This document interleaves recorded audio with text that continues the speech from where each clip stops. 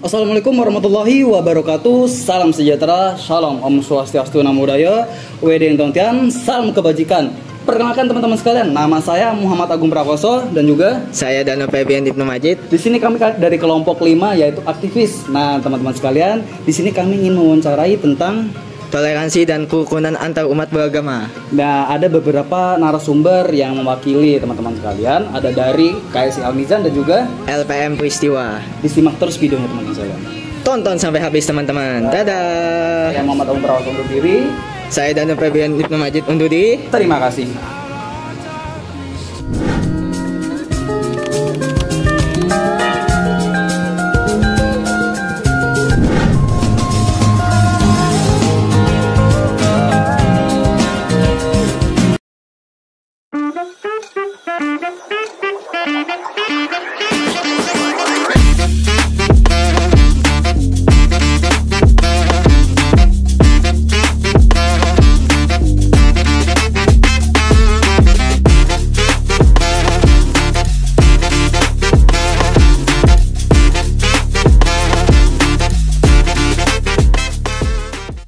Assalamualaikum warahmatullahi wabarakatuh. Selamat pagi semua. Kami di sini ingin mewawancarai perwakilan dari KSI bersama Kak Linda. Jadi di sini akan kami sajikan beberapa pertanyaan mengenai toleransi dan kerukunan antar umat beragama di Indonesia. Silahkan dimulai. Soal pertanyaan pertama. Menurut kakaknya, apa pendapat Anda tentang kerukunan antar umat beragama di Kalimantan Selatan? Apakah menurut Anda kondisi sosial dan budaya di daerah ini mendukung terciptanya kerukunan tersebut? Menurut saya, di Kalimantan Selatan ini sudah menunjukkan potensi yang kuat untuk kerukunan antar umat beragama. Didukung juga oleh nilai-nilai budaya lokal yang mengedepankan musyawarah dan menyelesaikan konflik. Masyarakat yang beragam suku dan agama di daerah ini dapat menciptakan harmoni meskipun tantangan seperti isu politik dan sengketa lahan tetap ada. Adanya forum kerukunan umat beragama berperan penting dalam memelihara toleransi dan mencegah potensi konflik. Secara keseluruhan, kondisi sosial dan budaya di Kalimantan Selatan mendukung terciptanya kerukunan antar umat beragama tersebut. Oke, bisa pertanyaan selanjutnya. Pertanyaan selanjutnya, Perda Banua Syariah yang diterapkan di Kalimantan Selatan mengatur sejumlah aturan terkait perilaku sosial, agama, dan budaya. Bagaimana menurut Anda melihat pengaruh perda ini terhadap kerukunan antar umat beragama di Kalimantan Selatan? Perda Banua Syariah di Kalimantan Selatan ini sudah mengatur perilaku sosial, agama, dan budaya. Berpotensi mempengaruhi kerukunan antar umat beragama karena perda ini bertujuan untuk memelihara kehidupan yang rukun dan mencegah adanya intoleransi. Namun, masih terdapat pro dan kontra pada beberapa pihak karena merasa bahwa perda ini dapat memperkuat diskriminasi terhadap minoritas dan menimbulkan konflik. Namun, pemerintah telah berupaya melakukan sosialisasi dan pembinaan antar umat beragama dengan harapan untuk bisa meningkatkan toleransi dan kerukunan di masyarakat. Oke, pertanyaan selanjutnya bisa ucapkan. Dalam kehidupan sehari-hari, apa tantangan terbesar yang dihadapi umat beragama di Kalimantan Selatan dalam menjaga toleransi dan kerukunan? Bagaimana cara menyikapi tantangan tersebut dengan bijak? Tantangan terbesar dalam menjaga toleransi dan kerukunan antar umat beragama di Kalimantan Selatan tersebut beberapanya ada meliputi intoleransi agama, perbedaan budaya, pengaruh politik, kesenjangan ekonomi, dan kurangnya dialog antar agama. Untuk mengatasi tantangan ini bisa dilakukan pendekatan yaitu seperti dialog terbuka, pendidikan toleransi, dan kolaborasi antar tokoh agama sangat diperlukan. Upaya pemerintah melalui peraturan daerah dan forum kerukunan juga berperan penting dalam mencegah intoleransi dan memelihara kerukunan. Oke, pertanyaan terakhir ya Kak. Untuk pertanyaan terakhir, apakah Anda melihat adanya potensi konflik atau ketegangan antar umat beragama di Kalimantan Selatan berakibat penerapan Perda Banua Syariah? Jika iya, bagaimana seharusnya pemerintah dan masyarakat merespon hal ini? Penerapan Perda Banua Syariah di Kalimantan Selatan berpotensi menimbulkan konflik antar umat beragama, terutama Dengan adanya pro dan kontra di masyarakat, beberapa pihak melihat sebagai alat untuk memperkuat kekuasaan dan diskriminasi terhadap minoritas yang dapat memicu konflik vertikal dan horizontal. Pemerintah dan masyarakat seharusnya merespon dengan dialog terbuka untuk membangun pemahaman serta menegakkan toleransi antar umat beragama. Selain itu, penting juga untuk memastikan bahwa peraturan yang diterapkan tidak diskriminatif dan menghormati hak-hak semua kelompok masyarakat. Mungkin itu saja yang bisa saya jawab. Terima kasih. Mungkin itu saja pertanyaan dari kami, Kak. Terima kasih buat Kalinda dari KSI Al-Mizan sudah meluangkan waktu dengan kami sebagai aktivis yang kami wawancarai. Mohon maaf apabila ada salah dari pengucapan dan kata kami maupun sengaja dan tidak disengaja. Sekali lagi terima kasih. Dadah. Assalamualaikum warahmatullahi wabarakatuh. Perkenalkan, nama saya Agus Jadi dan saya Ridwan Amin. Sebelumnya kita sudah kedatangan dari narasumber dari KSI Al-Mizan, dan kali ini kita kedatangan narasumber dari LPM Peristiwa. Saya Mahathir Muhammad, saya pemimpin umum LPM Peristiwa periode 2024-2025. Ya, mungkin langsung saja masuk ke pertanyaannya. Oke, kita di sini wawancara tentang toleransi antar umat beragama. Pertanyaan pertama, menurut Anda, apakah perlu ada perubahan atau penyesuaian terhadap Perda Benua Syariah agar lebih inklusif terhadap seluruh umat beragama di Kalimantan Selatan, terutama dalam menjaga keseimbangan antar kelompok agama yang berbeda? Terima kasih pertanyaannya.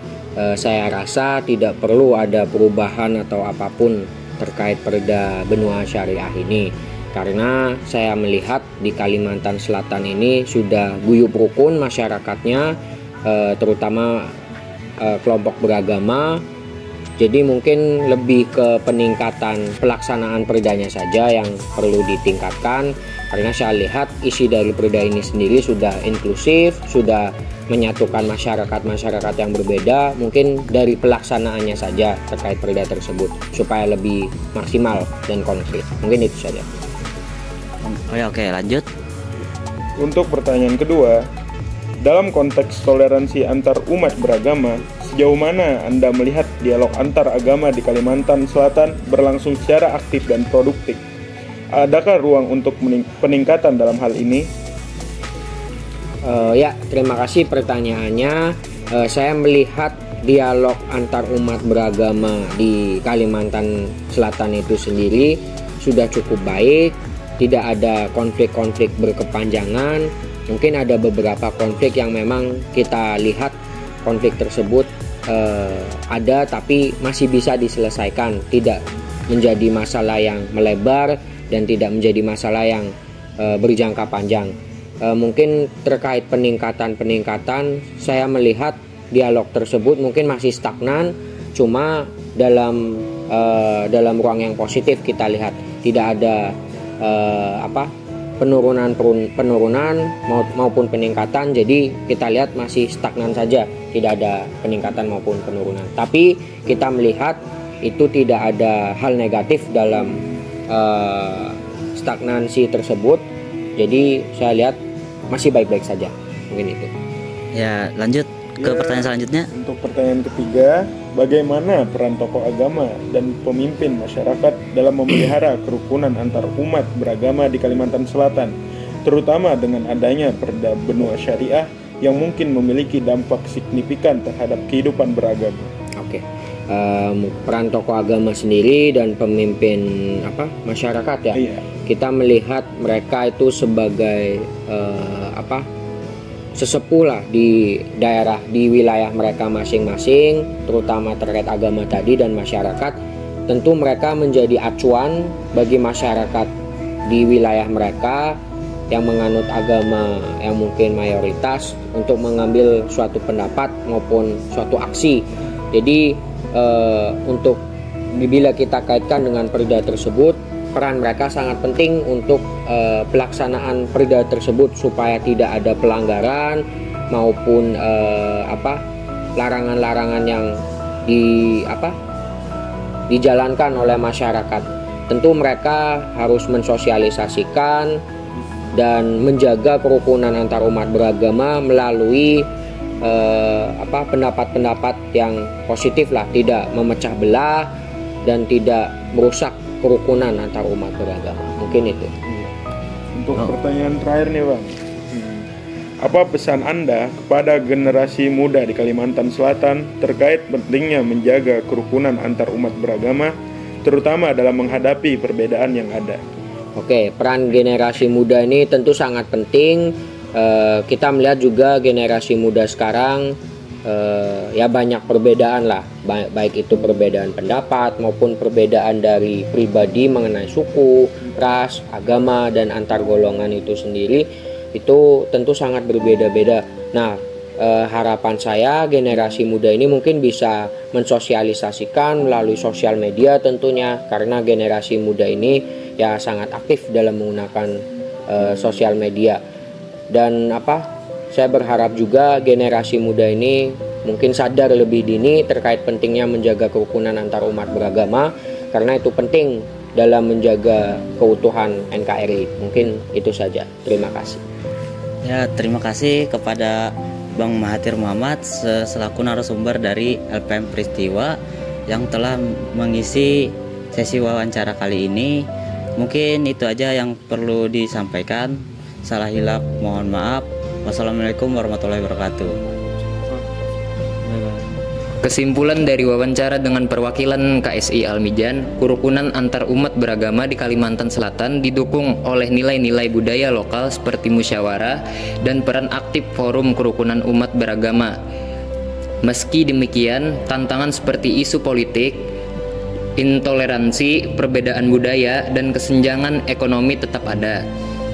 Penerapan Perda Benua Syariah bertujuan memelihara kerukunan, tetapi menimbulkan pro dan kontra. Sebagian masyarakat merasa perda ini dapat memperkuat diskriminasi terhadap minoritas yang berpotensi memicu konflik.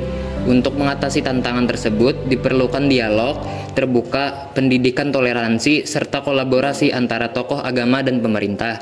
Pemerintah perlu memastikan regulasi yang tidak diskriminatif dan menghormati hak semua pihak sambil melakukan sosialisasi dan pembinaan untuk meningkatkan pemahaman serta harmoni di masyarakat. Mungkin itu saja kesimpulan yang saya dapat sampaikan dari KSI Al-Mijan. Terima kasih. Baik, di sini saya akan membacakan tentang kesimpulan dari wawancara terhadap LPM Peristiwa, yaitu tidak perlu adanya perubahan Perda Syariah di Kalimantan Selatan karena masyarakat sudah rukun. Pelaksanaannya lah yang perlu ditingkatkan sehingga lebih aktif ke depannya. Dialog antar umat beragama sudah baik, namun masih minim terjadinya konflik sehingga konflik dapat diselesaikan dengan mudah. Peran tokoh agama sebagai acuan di wilayah masing-masing sesuai dengan perda yang sudah ada, agar tidak terjadi pelanggaran melalui pendapat yang tidak memecah belah. Pesan penting untuk generasi muda menjaga kerukunan antar beragama di tengah banyaknya perbedaan.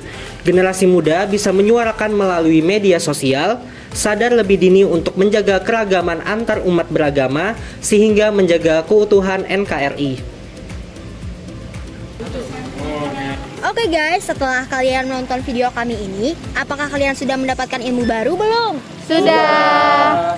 Tadi kami sudah mewawancarai beberapa narasumber yang asik dan memiliki pendapat yang bagus tentang toleransi dan kerukunan antar umat beragama.